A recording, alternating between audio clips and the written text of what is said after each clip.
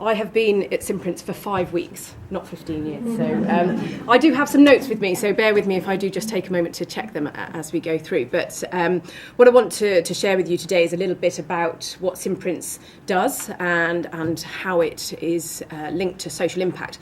One of its key values, its core values, is relentless commitment to impact. So we're all about impact, and I'll talk a little bit about how that is.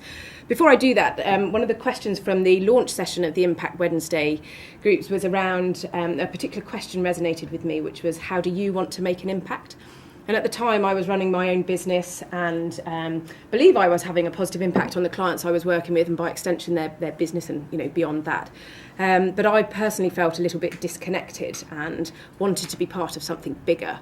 And so I opted to go back in-house into an organisation and am now very much part of something bigger. Simprints are a tech startup, which I'll share a little bit more about as we go through. And as I say, that blend of tech startup and social impact and the fact that they're scaling up, for me, was a perfect combination in terms of the next challenge for my own career. So I will share a little bit about that as we go through. So, being part of something bigger. The World Bank has identified that there are 1.1 billion people in the world that lack formal identification. So that's like a passport, social security number, driver's license, birth certificate. And so because of that lack of formal identification, they are essentially invisible to some parts of the world. And so that lack of formal ID also limits their ability to access maternal health, education, finance. They can't open a bank account. So there is that bottleneck in terms of identification, and so Simprints' mission is to break that identification bottleneck.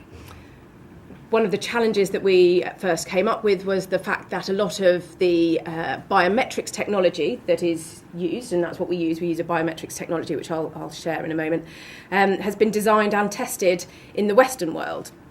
And so it's very difficult to translate that into the context of developing countries, especially when a lot of people have spent 20 years or so literally out in the fields working, so their hands are worn and scarred, and particularly for women, burnt because of cooking and hot pots and things like that. So it creates a challenge in terms of being able to have that identification process. And this picture is from one of our projects in Nepal in 2016. So Simprints started through some PhD research through the Cambridge University, and the founding team of Simprints spent a huge amount of time going around Bangladesh, Benin, Zambia, Nepal, gathering 135,000 fingerprints and matching them and testing them with different sensors, so different types of sensors, to see which gave the most accurate matching technology, and used that research to then optimise software to work in this context. So through the research that they were doing and looking at these different sensors and different technology to capture the fingerprints, there's something called mate matching. So you would take one fingerprint and then you would take it again and see how accurate the match was. So that's mate matching. And there is some gender bias in the accuracy. That could be because, as I say, the women's fingerprints are sometimes more scarred and burned, so that can impact the accuracy. Also, the data set of biometric technology, as I said, has primarily been designed and tested in the Western world, and primarily designed and tested by men. A lot of the data sets for testing come from home security, police, and convicts. So what does that say about men? Anyway, so that's an interesting point, I think, in terms of just even in the kind of the research underpinning biometrics, there's some interesting gender bias potentially. So how does Simprints work? It's a full technology stack based on the hardware, which is the fingerprint scanner, which has been designed and developed internally, and we outsource the manufacturing of it now, but it's built within.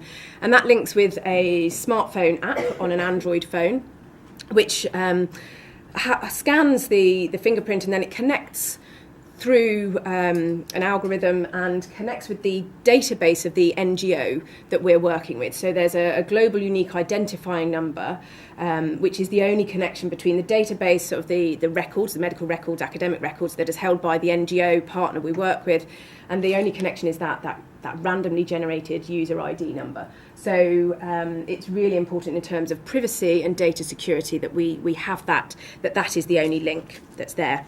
The scanner is very robust. It's been tested in many different ways, and even when a goat stood on it in the field. So it's been tested, and we've brought some scanners back in from field projects and checked, and they're still, there's no dust, there's no water, and so very, very robust for the conditions they're in. So in terms of privacy and security, I think recognising that identification can be used for good or bad. There is no inherent good or bad in identification. It is a thing, but people can use it for good or bad reasons. And for Simprints, obviously the positive intent behind gathering identification is really, really key. And so with that, we really drive the importance of data security. The biometric encryptions that we use are at banking standards, so extremely high standards of security and encryption. We only take the data that we need. The global data protection regulations that are coming in are really key in terms of informed consent and minimalisation and extraction of data, and really only using it for what we need. And as I say, we don't store any other personal data on the Simprints app other than the ID that connects with the database. So this is a picture of the scanner and the app. It's taken in our project in Uganda last year. WOTC is one of the partners that we work with, and they provide universal healthcare. And there are hundreds of different government organisations and different smaller organisations, grassroots organisations that are really trying to enable people to have access to different services. And so, as I say, Simprints provides that link between identifying people and giving them access to the services. Global map of the impact that we've had to date. Almost 60,000 people have been enrolled on our system, and so therefore we've provided identity to them in connection with the services that they're trying to have access to. And BRAC, mentioned at the bottom there, is the world's largest NGO based out in Bangladesh, and that's one of our key scale-up projects for this year and beyond. And the figure of people impacted there will raise to 4.48 million with the project that we're working on over the next few years. So in terms of scale of impact, it's huge. And we're always keen to know of different project deployments. We've got 7 projects in 7 different countries at the moment, and so anywhere in the world in lots of different use cases, so open to different opportunities. So this is a brief timeline of the history of Simprints. It started before this graph, as I said, with the PhD research that was conducted, but then became operational in 2015 and has won a number of different awards and has been recognised from the work that it's been doing, and is supported very much through partners in the tech space and the international development space, one of which I'm very fond of and familiar with is Arm. I used to work there for over 10 years, and so I really like that the connection for me has come full circle in terms of tech firms in Cambridge, and being part of Simprints is great. As I say, the money that's been raised and the projects that we're involved in are really taking off this year and scaling up the team. And this is a picture of the team last year on one of the offsites.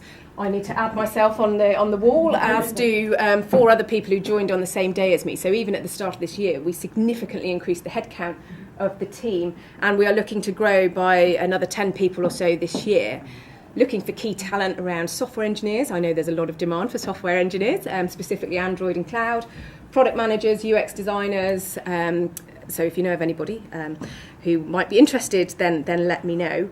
In terms of the team, we're 40% female, which for tech firms is sometimes quite unique. And also our board representation is 25% female.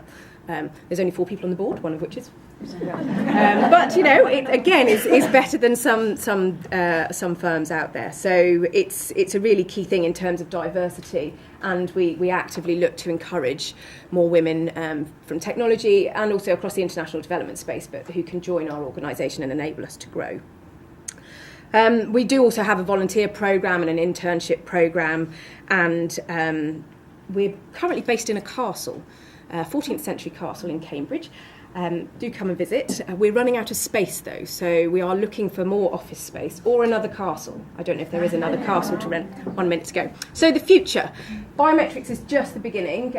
We're not a fingerprint firm, we're a technology firm, and so we want to use technology and tools to really break through poverty and lift people up and make sure that every person does count.